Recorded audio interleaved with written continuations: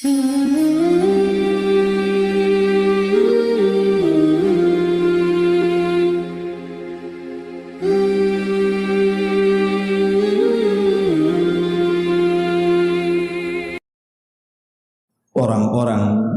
yang akan masuk ke dalam neraka walaupun mereka salat ataupun berpuasa. Artinya kita tidak membahas orang-orang kafir di luar sana, karena orang-orang kafir di luar daripada Islam sudah jelas hukumnya. Innal ladzina kafaru wa kadzdzabu bi ayatina ulaika ashabun nar hum fiha khalidun. Orang-orang yang mereka kufur dengan ayat-ayat kami dan mendustakan ayat-ayat kami, maka mereka akan masuk ke dalam Jahannam dan mereka akan kekal di dalam. Artinya kita tidak akan membahas mereka karena sudah jelas hukumnya. Tetapi kita akan membahas orang-orang yang mengaku Islam, mereka sholat, puasa, boleh jadi mungkin baca Quran, berzikir dan begitu seterusnya dari ibadah. Tetapi mereka harus masuk neraka. Siapa mereka? Ma'asyiral muslimin yang dimuliakan Allah Subhanahu wa taala, tentu orang-orang yang masuk neraka itu ada dua jenis. Ada orang yang masuk ke dalam neraka dan tidak akan pernah keluar lagi. Maknanya mereka dikekalkan sekekal-kekalnya di neraka. Na'udzubillah. Dan yang kedua, ada orang dimasukkan ke dalam neraka itu karena ingin membersihkan dosa-dosanya. Ada yang diazab cukup lama tetapi ujung-ujungnya juga dikeluarkan dan masuk ke dalam surga. Ada yang masuk neraka juga diazab tetapi tidak lama sesuai dengan dosa yang diperbuatnya. Karena orang masuk neraka itu beda dengan orang masuk surga. Orang masuk surga itu karena rahmat, kasih sayang Allah Azza wa Jalla. Tapi orang masuk neraka itu karena keadilan. Allah tidak mengazab manusia itu kecuali karena keadilan. Tentu yang pertama, kita bahas yang pertama dulu. Orang-orang yang mengaku muslim tetapi mereka harus masuk neraka, dikekalkan pula mereka di dalam.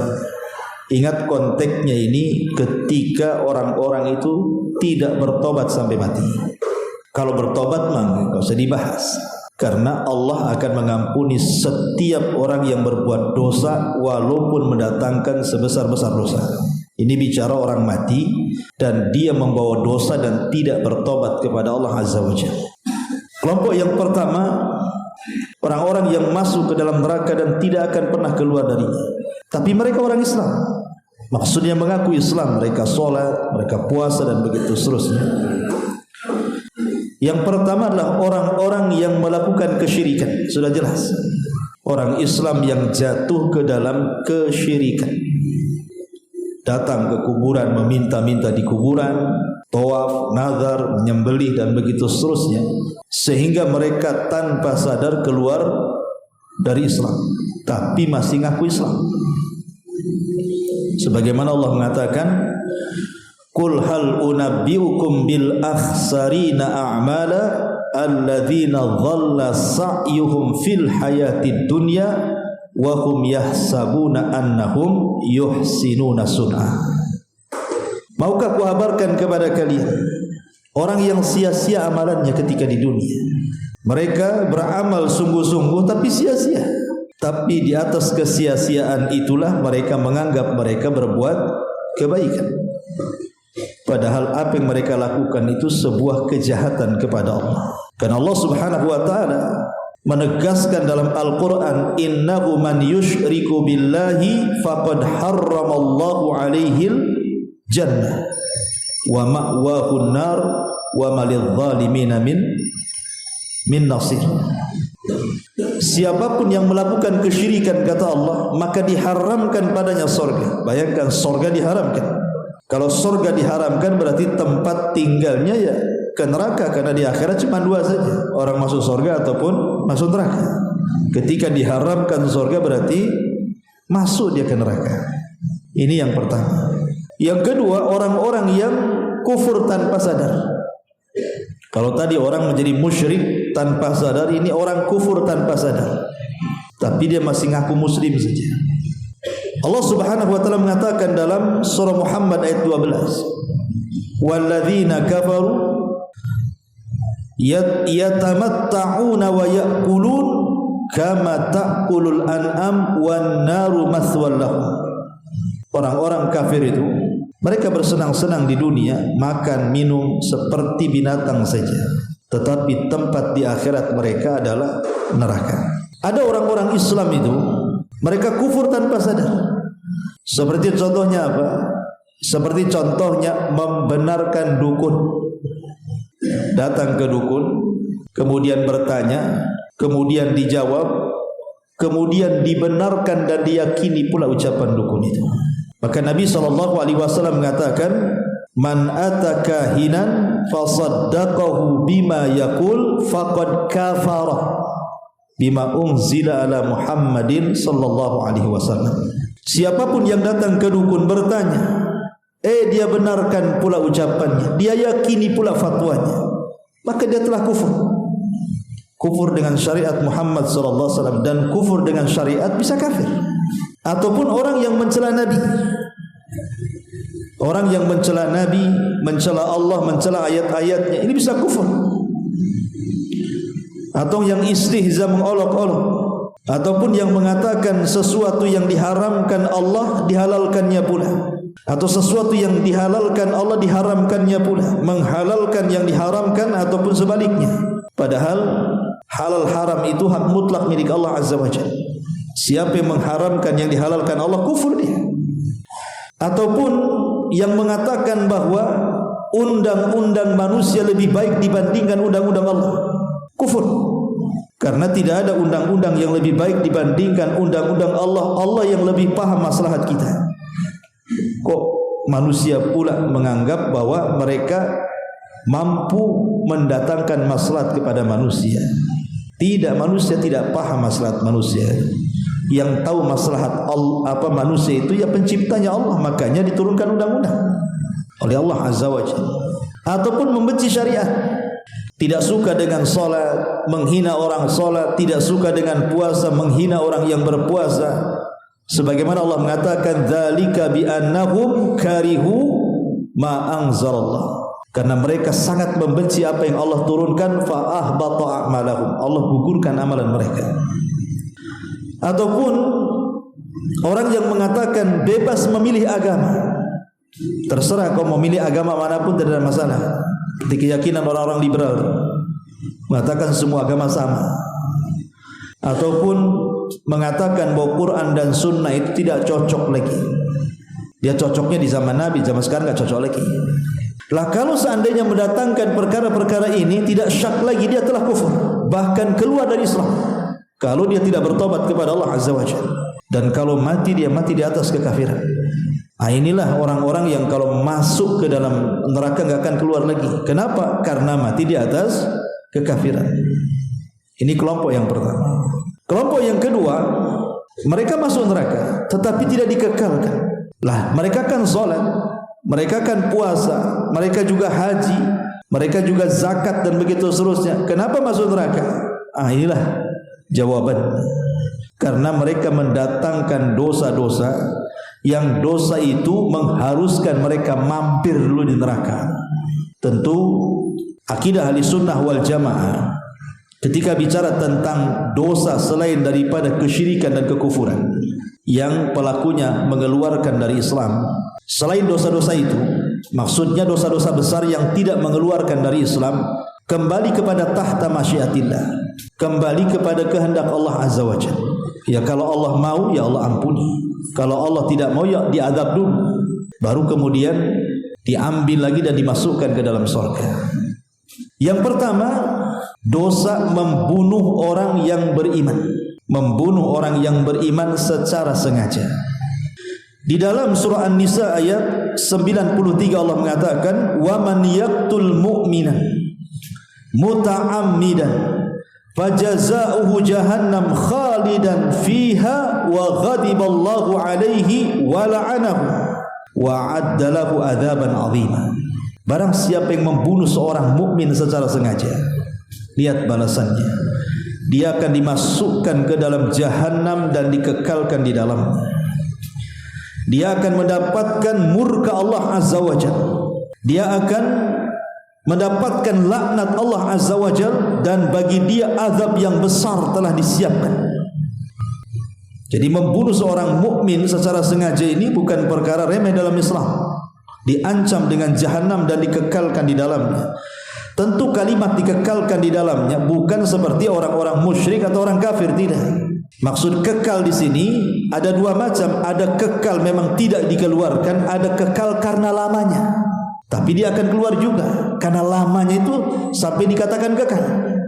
Makanya hati-hati, jangan gara-gara emosi kepada saudara kita sesama Islam, gara-gara urusan waris, ya kan, kadang-kadang kan saling bunuh.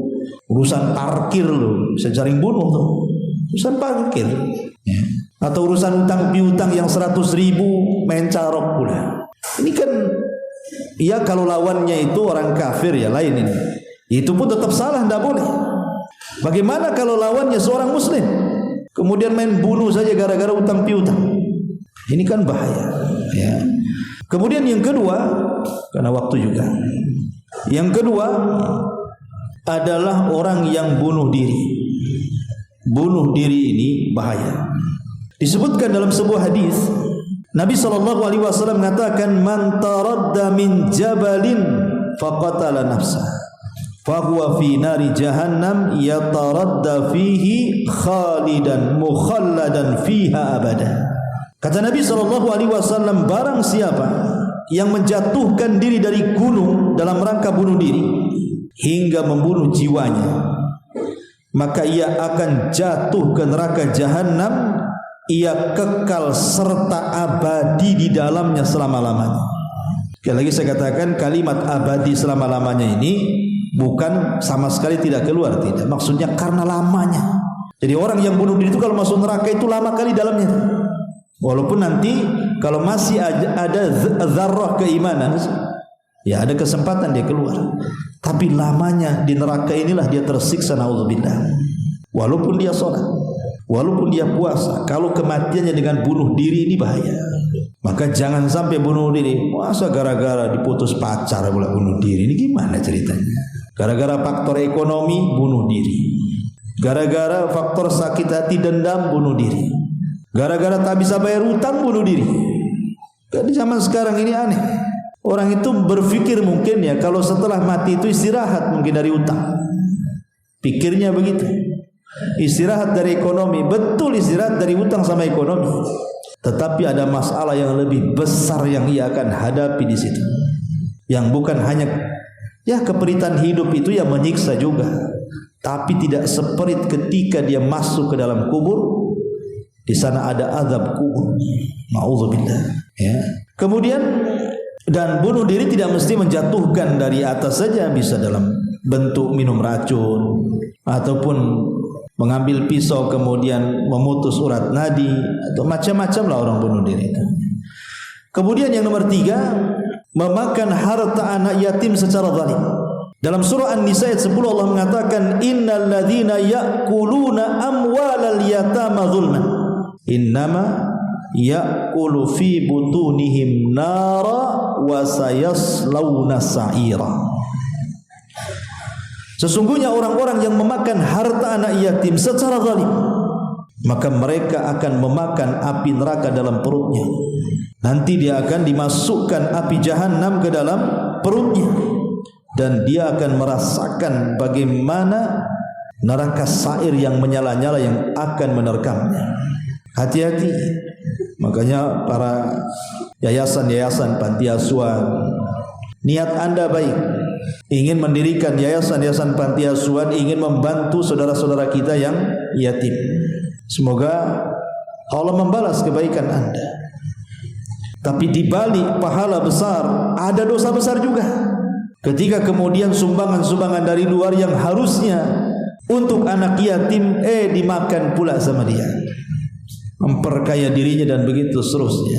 Kalau Anda ikhlas memang merawat mereka, maka Rasul mengatakan, ana wa kafilul yatim fil jannati kahatain. Aku dan para pengkafil anak yatim seperti ini di surga. Kalau ikhlas. Tapi kalau tidak ikhlas, justru hanya sekedar mencari kekayaan dan makan di situ, ya makan kalau sekedarnya sih tidak ada masalah. Tapi kalau tujuannya membuka panti-panti asuhan seperti itu hanya untuk memakan harta mereka, ingat Allah mengatakan innal ladzina ya'kuluna amwalal yatama dzulma innama ya'kuluna fi butunihim nar. Masyarul muslimin yang dimuliakan Allah Azza wa Jalla, dan tidak berlaku pada, bukan hanya berlaku pada yayasan-yayasan panti asuhan, tidak. Semua yang memakan harta anak yatim masuk dalam ayat ini. Pamannya ada bapak meninggal dunia, hartanya banyak gitu ya. Kemudian dia punya anak yatim masih kecil, entah masih bayi atau belum balik, secara otomatis kan hartanya warisan dia, apalagi anak laki-laki. Nah, si bapak ini mungkin punya saudara yang merupakan paman anak yatim itu.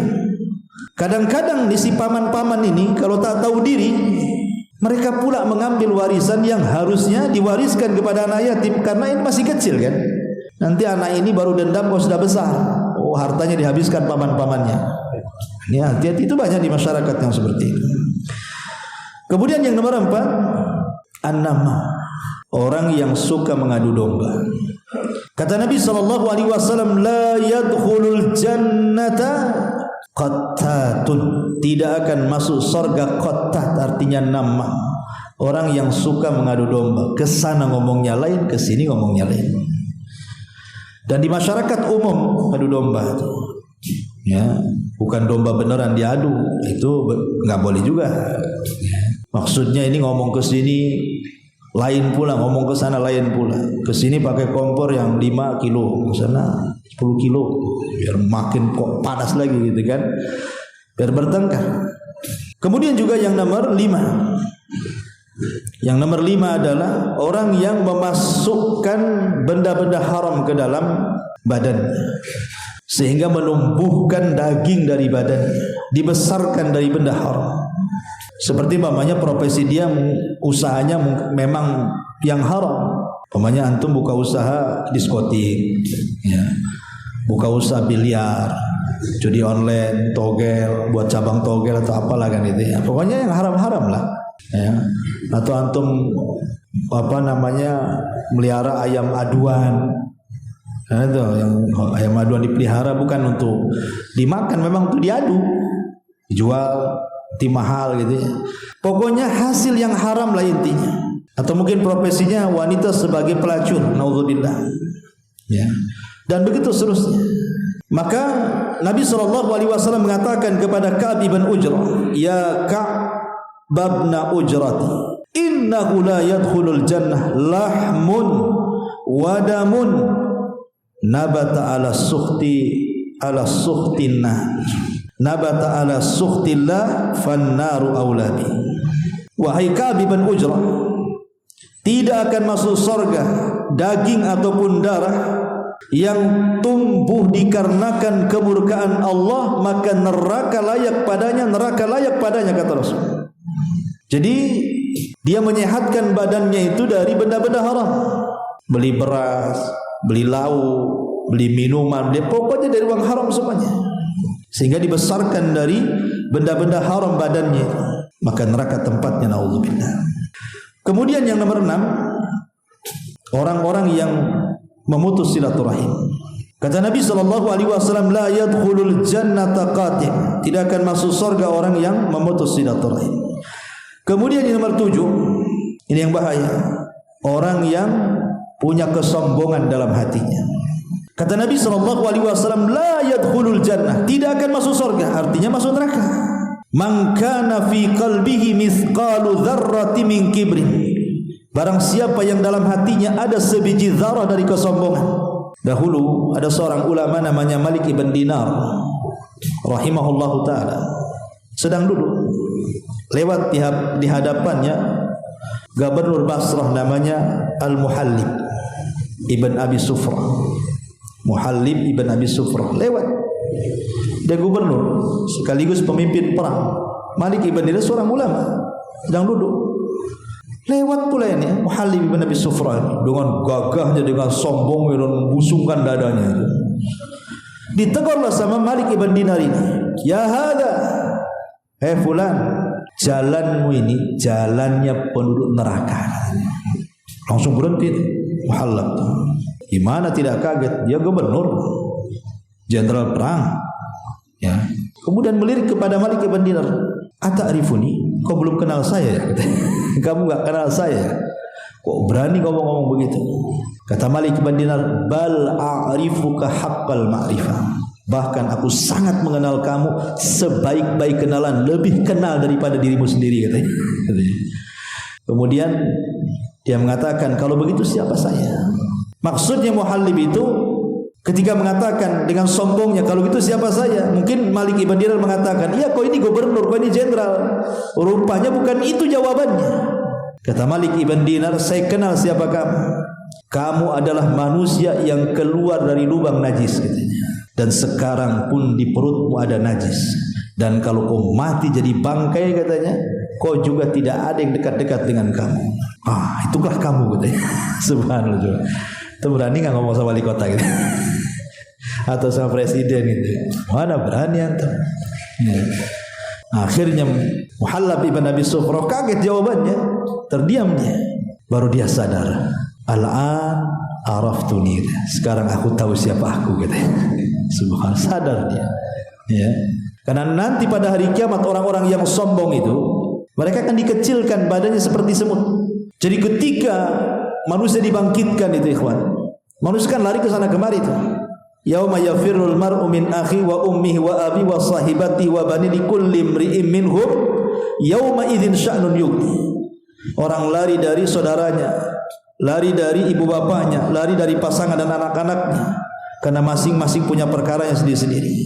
Ketika mereka sudah tidak ada tujuan lari ke sana kemari, disitulah ada teriakan dari jauh entah di mana. Pokoknya orang suruh kumpul di situ. Nah, saat dibangkitkan orang-orang yang sombong itu dikecilkan badannya seperti semut. Yuhsyaruna yaumal qiyamah al-mutakabbiruna mithla amsali dzarrin, kata Rasul. Akan dikumpulkan pada hari kiamat orang-orang yang sombong itu seperti dzar, seperti semut di tengah-tengah orang besar-besar itu. Maka dia harus berjalan ke panggilan itu terseok-seok, takut keinjak orang karena badannya seperti semut masalahnya. Nah, itulah di dunia dia merasa besar, di akhirat Allah kecilkan. Auzubillah. Makanya bahaya orang-orang sombong. Jangan sombong, sombong dengan kecerdasan, sombong dengan pangkat, sombong dengan titel, sombong dengan kekayaan. Nauzubillah. Lihat Qarun sombong. Fa khasafna bihi wa bidarihil ardh. Kami tenggelamkan si Qarun dan seluruh kekayaannya. Kemudian yang nomor 8, orang yang suka mengganggu tetangga. Nabi mengatakan dalam sebuah hadis yang dikeluarkan Imam Muslim dari Abu Hurairah radhiyallahu an, la yadkhulunal jannah man la ya'man jarahu bawaikum. Tidak akan masuk surga, artinya masuk neraka kalau tetangganya tidak merasa aman dari kita. Makanya ketika ada seorang laki-laki bertanya kepada Nabi SAW, Rasul, di sana ada seorang wanita yusallil laila, tusallil laila, salat malam dia. Wa tasumun nahar, puasa sunnah di siang harinya lagi. Wa tasaddaqat bi fuduli amwali, sedekah lagi dengan kekayaannya. Wa taf'al, banyak lagi kebaikan dia. Walakin tu'dhi jiranaha bilisaniha, tapi lisannya tidak bisa berhenti menyakiti tetangganya. Apa kata Rasul? La khaira fiha hiya min ahlin nar. Wanita itu tidak ada kebaikan, bahkan wanita itu menjadi penuh neraka. Lihat, wanita ini sholat, wanita ini puasa, wanita ini sedekah, tapi dia harus masuk neraka. Kenapa? Karena menyakiti tetangganya dengan lisannya. Ini yang nomor 8. Yang nomor 9, orang-orang yang mudminul khamri, orang-orang yang gemar minum khamr dan tidak tobat sampai dia mati. Nabi mengatakan salasun la yadkhulunal jannah, 3 orang tidak akan masuk surga. Salah satunya mudminu khamrin, orang yang tidak bisa meninggalkan khamr sampai dia mati. Atau boleh jadi matinya gara-gara minum khamr, mungkin minum khamr oplosan gitu ya. Karena ada orang mati itu gara-gara minum oplosan tuh kan. Ya, di desa saya di Jawa Barat tuh ada tuh. Dia pakai, kalau dulu pakai anggur cap janggut ya, dicampur spiritus. dicampur sama pil BK. Antum tahu pil BK untuk anjing gila. Kemudian diminum, bukan gila lagi, mati dia. Coba bayangkan, ini pil BK untuk anjing, dimakan pula manusia. Spertus itu untuk patroma, untuk lampu, dimakan sama dia. Apa nggak panas tuh perut? Mati. Masya Allah, memang lah itu ya. Midbunul khamr ini la yadkhulunal jannah, mereka tidak akan masuk surga, artinya masuk neraka ya. Kemudian nomor 10, orang-orang yang mannan, mengungkit-ungkit pemberian. Kemudian juga durhaka kepada orang tua, disebutkan dalam satu redaksi hadis ini. Dan orang yang minum khamr, kata Nabi SAW, la yadkhulul jannah mannanun wala akun wala mudminu khamri. Tidak akan masuk surga orang yang suka ngungkit-ngungkit pemberian orang, anak yang durhaka dengan orang tua, dan orang yang gemar minum khamr. Tidak akan masuk surga, artinya masuk neraka. Dan orang yang mengungkit-ungkit ini memang sakit, ikhwan. Antum kalau dikasih sesuatu diungkit-ungkit kan sakit. Sakitnya tuh di sini gitu ya. Orang kalau dikasih atau disakiti kan sakit kali, ikhwan. Masyaallah muslimin, ataupun anak yang durhaka dengan orang tua. Lebih sakit lagi, betapa banyak orang tua gara-gara disakiti anak itu sampai berangan-angan kalau seandainya waktu bisa dimundurkan. Kata orang tua, kalau tahu kau durhaka gini, nak, waktu bayiku cekik kau mati, katanya. Daripada dah besar kurang ajar. Ya. Sampai ada orang tua itu berkeinginan kalau waktu itu dimundurkan. Kalau bisa diinjak aja kepala anaknya, bisa biar mati. Daripada sekarang saya sudah tua, dia sudah besar, dia pula injak kepala saya. Ada orang tua itu saking sakit hatinya sampai ngomong begitu. Makanya lihat dosanya. La yadkhulul jannah, tidak akan masuk ke dalam surga ada durhaka. Mana kurang ajar itu. Kemudian yang nomor 11, laki-laki yang menyerupai perempuan atau sebaliknya. Bahkan Nabi SAW mengatakan, bukan hanya tidak akan masuk surga, tidak akan dilihat Allah.